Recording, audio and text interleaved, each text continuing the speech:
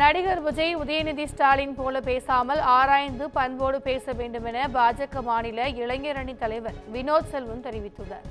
வானகரத்தில் வரும் 6ஆம் தேதி நடைபெறவுள்ள பாஜக செயற்குழு கூட்டத்திற்கான ஏற்பாடுகள் குறித்து வினோத் செல்வம் பார்வையிட்டார்.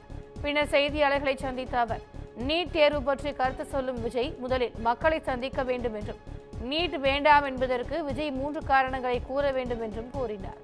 விஜய் அவருக்கு முன்னால் அரசியலுக்கு வந்து நடிகர் உதயநிதி போல பேசாமல் ஆராய்ந்து உண்மைத்தன்மையை புரிந்து கொண்டு பண்போடு பேச வேண்டும் என்றும் வினோத் செல்வம் வலியுறுத்தினார். நடிகர் திரு விஜய் அவர்கள் மக்களை சந்திக்க வேண்டும்.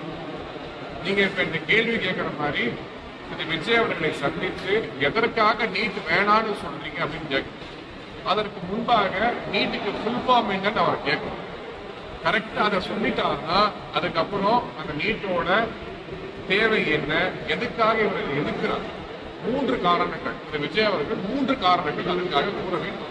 இதெல்லாம் நீங்க செய்தியாளர்கள் எங்களை கேள்வி கேட்பது போல் நடிகர் விஜய் அவர்களை கேள்வி கேட்டீங்கன்னா மக்கள் அதை வைத்து புரிந்து கொள்வார்கள். நடிகர்கள் பின் ஏமாந்து செல்வதற்கு மக்கள் தயாராக கிடையாது. நடிகர்களை திரையில் பார்த்து ரசிக்க தயாராக இருக்கிறார்கள்.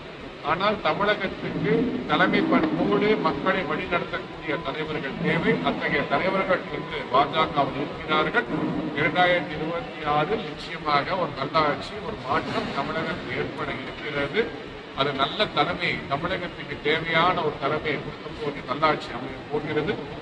ஆகவே விஜய் அவர்கள் இந்த மாதிரி, அதாவது அவருக்கு முன்பாக வந்த ஒரு நடிகர் உதயநிதி அவர்கள் கூறியது போல் இப்ப வரக்கூடிய இந்த நடிகர் விஜய் அவர்கள் நீட் வேணாம் என்று சொல்றாங்க.